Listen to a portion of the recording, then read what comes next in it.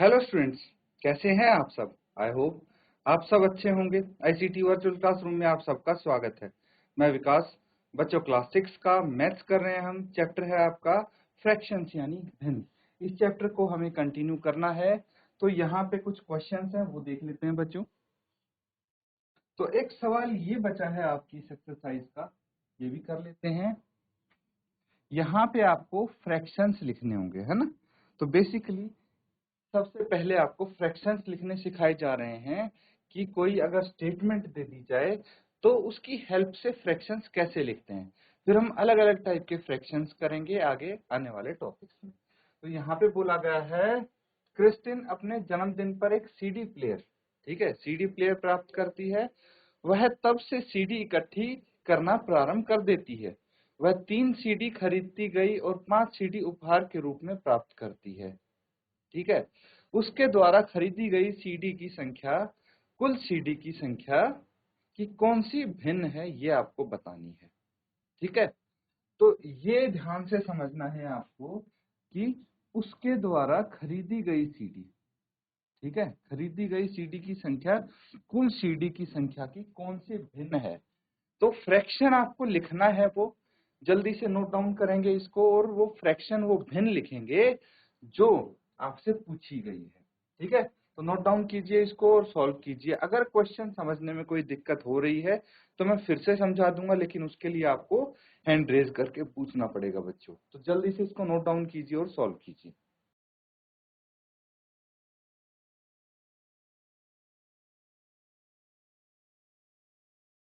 तो बच्चों, किसी का अगर आंसर आया है तो अपना आंसर बता देंगे आप। जीआईसी साल दे एंड जीआईसी ओडली, आप में से बेटा किसी का भी उत्तर अगर आ गया है, हाथ खड़ा करेंगे आप। देखिए, इस टाइप के क्वेश्चंस जो हैं वो हमने प्रीवियस क्लास में, पिछली कक्षा में भी किए थे। तो आपका उत्तर आ जाना चाहिए, बाकी नोट आप करते रहना। देखिए, यहाँ पे सबसे पहले तो जो आपको दिया गया है वो लिख लेंगे हम, ठीक है। तो क्या दिया गया है, कुल सीडी कितनी है, या फिर सबसे पहले आप ये लिख लीजिए कि खरीदी गई सीडी,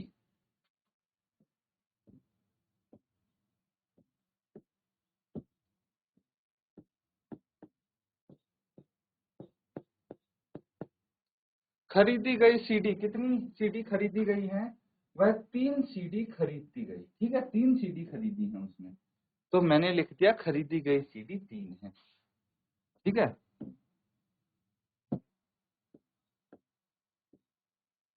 फिर उसके बाद उसको उपहार में मिली है सीडी, ठीक है, तो वो भी आप नोट डाउन करेंगे। उपहार में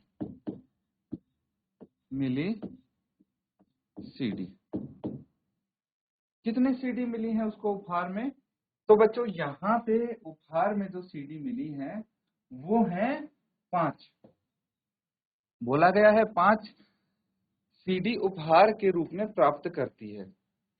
तो 3 सीडी उसने खरीदी, 5 सीडी उपहार के रूप में प्राप्त की। अब मुझे बताइए कुल सीडी कितनी हो गई, कुल सीडी,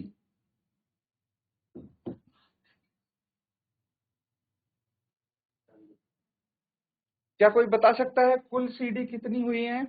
जीआईसी साल दे बेटा, अगर आप में से किसी को पता है, वेरी गुड, माइक लीजिए। Sir good morning. Good morning बेटा। Sir answer is 8। Answer is 8, ठीक है। और इसका फाइनल आंसर आपने निकाला बेटा, क्या आया है, फ्रैक्शन भिन्न क्या होगा। नो सर, अभी आंसर नहीं निकाला सर। चलिए कोई बात नहीं, वो एक बच्चा पीछे हैंड रेज कर रहा है, उनको माइक दे दीजिए आप, शाबाश। Good morning sir. Good morning बेटा। क्या आपका उत्तर आ गया है, भिन्न कौन सी होगी।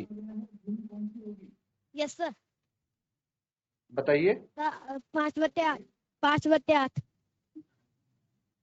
5/8। चलिए, जीआईसी सालदे से एक स्टूडेंट ने दिया है 5/8, बहुत अच्छी बात है। बैठ जाइए बेटा।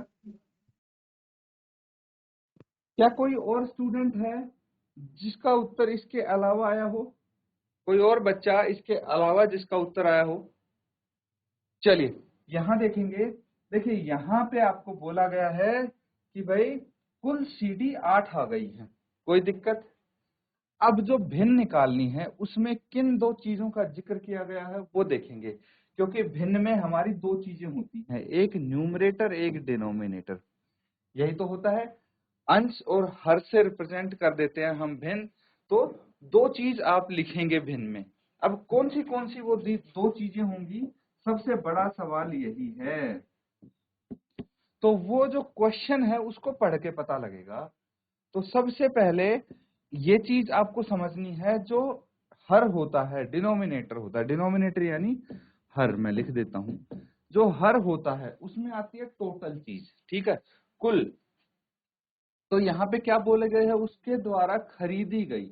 ये बहुत इंपॉर्टेंट वर्ड है बच्चों। कुछ वर्ड्स जो होते हैं ना वो आपको बताते हैं सवाल में करना क्या है। तो ये देखिए, खरीदी गई और कुल सीडी, ये दो चीज हैं भाई जिसकी हेल्प से आप भिन्न लिख सकते हैं।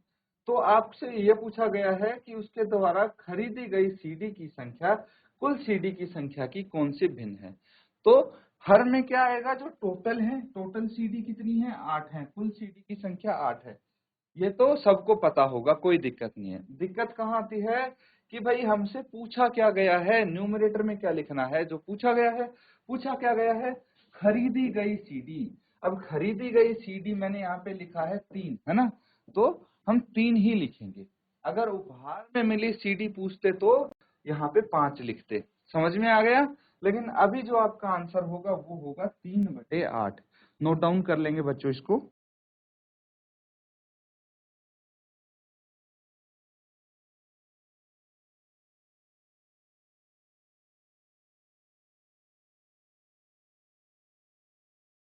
तो बच्चों ये कर लिया है सबने, आंसर सबने लिख लिया है, नोट डाउन कर लिया ना। अब एक नया टॉपिक यहाँ पे करेंगे, ध्यान पूर्वक समझिएगा। ध्यान से समझेंगे तो आपको अच्छे से आगे वाले सवाल कर पाएंगे आप, ठीक है, अच्छे से आंसर कर पाएंगे, अगली एक्सरसाइज कर पाएंगे। इसलिए ध्यान पूर्वक इसको समझना जरूरी है आपके लिए। तो सबसे पहले जो मैं चीज बताने जा रहा हूं वो है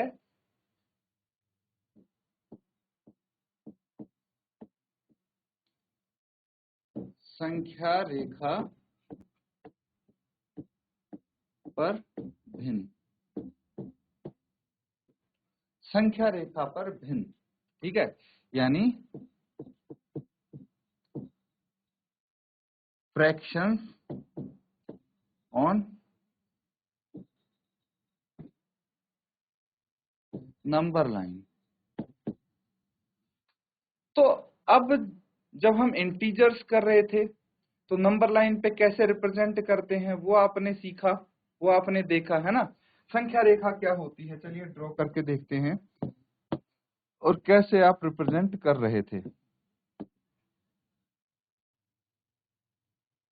एक संख्या रेखा हमने बनाई, ठीक है, ऐसे हम बनाते थे।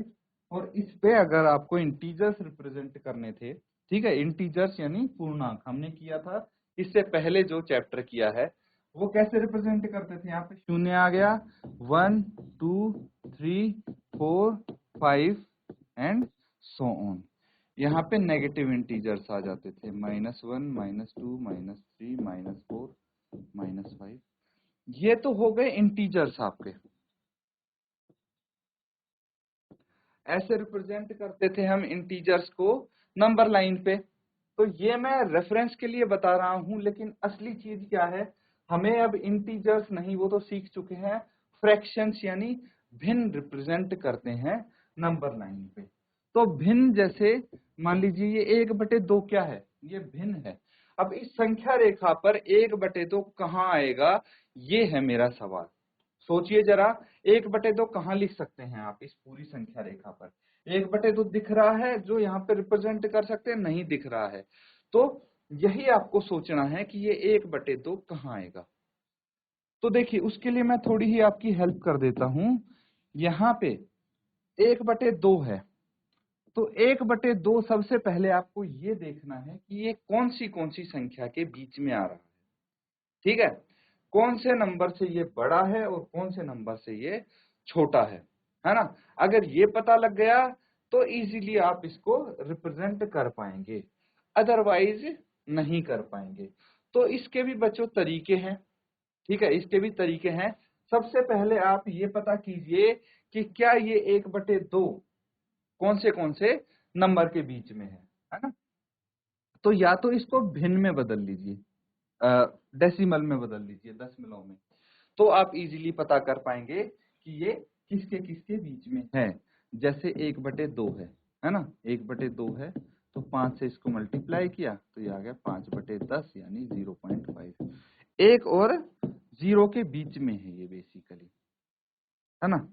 तो फोकस आपका यहां होना चाहिए,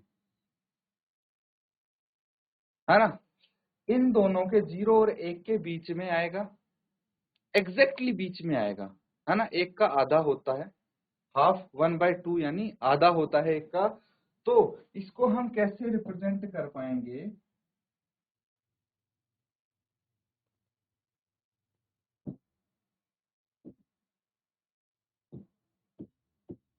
ये 0 है, यहाँ पे 1 है, यहाँ पे 2 मैं लिख देता हूं, यहाँ पे -1, ऐसे आपकी नंबर लाइन है और हमें रिप्रेजेंट करना है 1/2। तो देखिए ये 0 है ना, ये 1 है, ठीक है। तो इस पे रिप्रेजेंट करके एक बार बताइए मुझे कहाँ हम रिप्रेजेंट कर सकते हैं।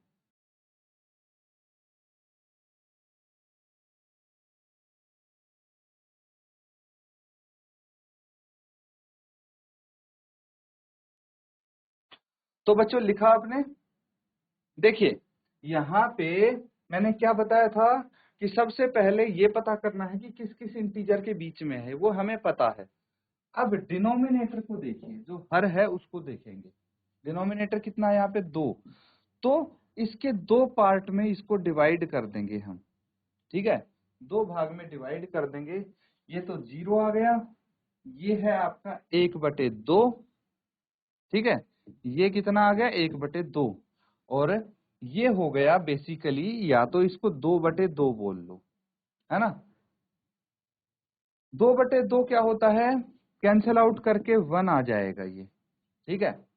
तो बेसिकली हमने क्या किया है, ये 0/2, ये 1/2, ये 2/2, इस तरह से आप इसको रिप्रेजेंट कर सकते हैं। अब चलिए एक सवाल और है मेरा, अगर 1/3 को रिप्रेजेंट करना हो तो कैसे करेंगे। 1/3 इस संख्या रेखा पर कैसे लिखेंगे, ठीक है।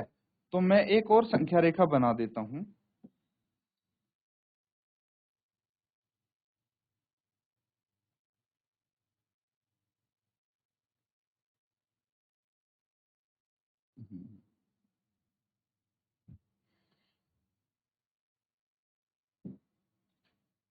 ये हो गई संख्या रेखा, 1/3 भी आपका 0 और 1 के बीच में आएगा, तो यहाँ पे ये 0 हो गई, यहाँ पे ये 1 हो गया, ठीक है। अब डिनोमिनेटर कितना है, 3 है, तो इसको 3 हिस्सों में बराबर हम बांट देंगे, 1, 2 और 3 पार्ट हो गए इसके। अब बेसिकली ये रिप्रेजेंट करता है 0/3, ये वाला पार्ट रिप्रेजेंट करता है 1/3, ये वाला 2/3, और ये पार्ट करेगा 3/3 को रिप्रेजेंट, कैंसल आउट करके 1 ही आ जाएगा ये, है ना। तो इस तरह से अगर 1/3 आपको रिप्रेजेंट करना है तो ये यहाँ पे हो जाएगा, है कि नहीं। तो ऐसे करके कोई भी फ्रैक्शन आप नंबर लाइन पे रिप्रेजेंट कर सकते हैं, ठीक है।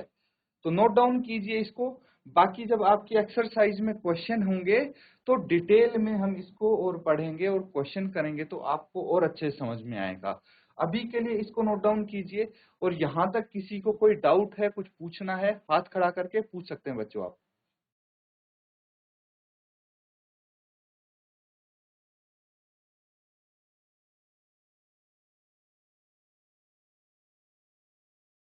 तो बच्चों यहाँ पे सबने कर लिया है ना नोट डाउन।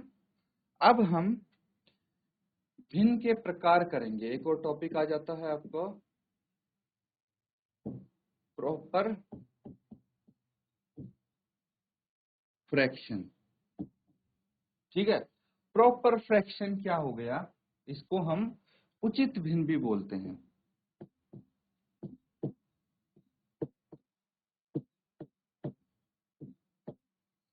उचित भिन्न या फिर प्रॉपर फ्रैक्शन क्या होता है, इसको डिस्कस करते हैं। अलग अलग तरह की भिन्न होती हैं, उनको आपको पहचानना है, ये चीज समझना है। अब देखिए भिन्न कैसे रिप्रेजेंट करते हैं, न्यूमरेटर होता है, डिनोमिनेटर होता है। बार बार देखिए, आपको पता है n for numerator, d for denominator, और हिंदी में क्या बोलते हैं, न्यूमरेटर को अंश, डिनोमिनेटर को हर, ये चीज पता होनी चाहिए आपको।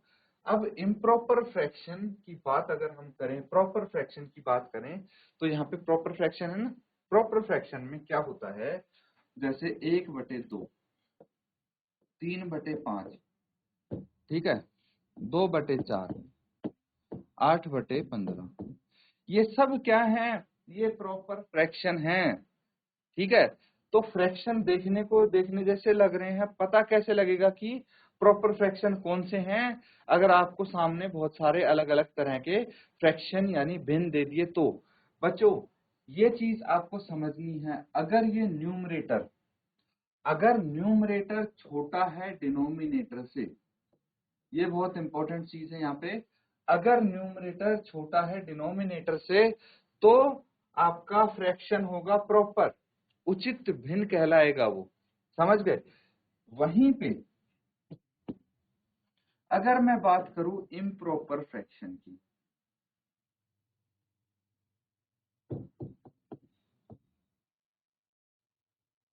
इम्प्रॉपर फ्रैक्शन यानी इसको आप विषम भिन्न भी बोल सकते हैं। क्या बोल सकते हैं, विषम भिन्न। अब विषम भिन्न क्या होती है वो भी समझेंगे, न्यूमरेटर बटे डिनोमिनेटर है, तो विषम भिन्न में क्या हो जाता है, जैसे 3/2 है या 5/3 है या 10/8 है, कुछ भी आप बोल सकते हैं। तो इस केस में क्या होता है, ये सब एग्जाम्पल हैं बच्चों, तो यहाँ पे न्यूमरेटर जो है वो बड़ा होना चाहिए डिनोमिनेटर से, तब हम कहलाएगा ये इम्प्रॉपर फ्रैक्शन। तो इन दोनों के बीच का अंतर पहचान लोगे, अगर आपको सवाल दे दिया जाए कि भाई ये दोनों टाइप के फ्रैक्शन मिक्स करके दे दिए मैंने एक सवाल में, अलग अलग आप कर लोगे कि कौन सा उचित भिन्न है कौन सा विषम भिन्न है, बिल्कुल कर पाओगे बच्चों। बस ये चीज ध्यान रखनी है यहाँ पे और ये चीज यहाँ पे, कि जो न्यूमरेटर है उचित भिन्न में छोटा होता है और विषम भिन्न में बड़ा होता है। किसी एक में याद कर लीजिए, दूसरे का अपने आप पता लग जाएगा आपको, है ना। नोट डाउन कर लीजिए इसको, ये दो टाइप के आपके फ्रैक्शंस हो गए।